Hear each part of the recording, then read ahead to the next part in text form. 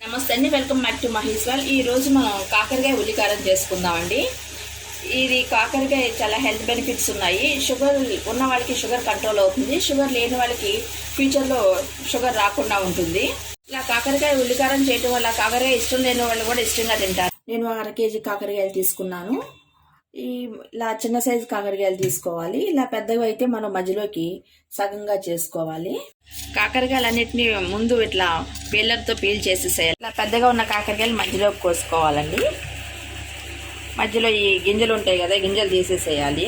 లేతగా ఉన్న కాయలైతే ఇంకా మంచిది. ఇవి కొంచెం ముదిరినట్టు అయినాయండి. ఇలా చిన్న కాయలైతే ఇలా మధ్యలోకి ఘాటు పెట్టుకోవాలి. ఉప్పు పసుపు వేసి కొంతసేపు నానబెట్టించాలండి. అప్పుడు దానిలో నీరంతా బయటకు వచ్చేస్తుంది.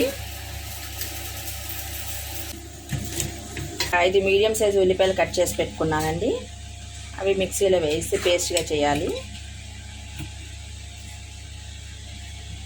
అలాగే దీనిలో ఒక 2 స్పూన్లు జీలకర్ర, ఒక 2 స్పూన్లు కారం, మనం పచ్చిమిరపకాయలు వేయని అదే కారం, అలాగే ఒక స్పూన్ ధనియాల పొడి, ఒలిచి పెట్టుకున్న ఒక 10 వెల్లుల్లి గబ్బాలు వేయాలండి. దీనిలోనే టేస్ట్కి సరిపడిన సాల్ట్ కూడా వేసుకోవాలండి. వెల్లుల్లి మొత్తం అంతటిని కలిపి పేస్ట్ చేసాం.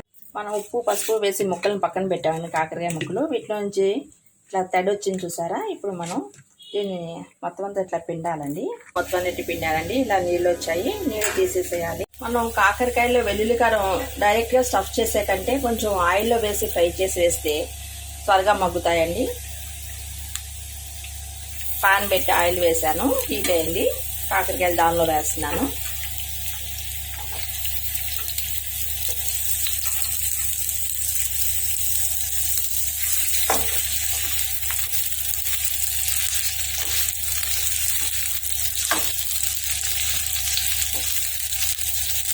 కొంచెం పచ్చిదనం పోయేంత వరకు ఫ్రై చేయాలి. మూత తీసి మధ్యలో కలుపుతూ ఉండాలి. కాకరకాయలు సగం ఫ్రై అయినాయండి. కలర్ కూడా చేంజ్ అయింది కదా. నేను స్టవ్ ఆఫ్ చేసేస్తున్నాను.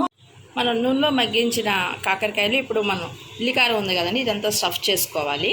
కాకరకాయలు ఫ్రై చేసిన పాన్లో నేను కొంచెం ఆయిల్ వేసానండి. అది హీట్ అయింది. దానిలో కొంచెం కరివేపాకు వేస్తున్నాను.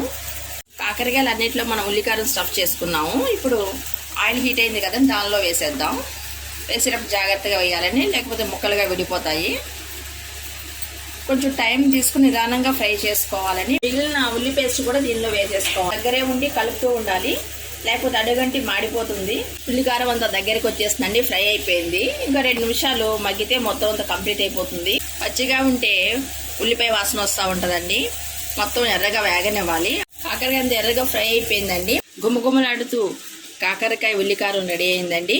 ఇది వేడివేడి అన్నంలో కలుపుకుంటుంటే చాలా అద్భుతంగా ఉంటుంది. ఆయిల్లో ఫ్రై అయిందే కదండి, ఇది 2 రోజులున్నా పాడవదు. పిల్లలు కూడా ఇష్టంగా తింటారు, చేదు తెలియదు. మీరు ట్రై చేయండి. ఎలా వచ్చినా కామెంట్ సెక్షన్లో కామెంట్ చేయండి. Thank you for watching.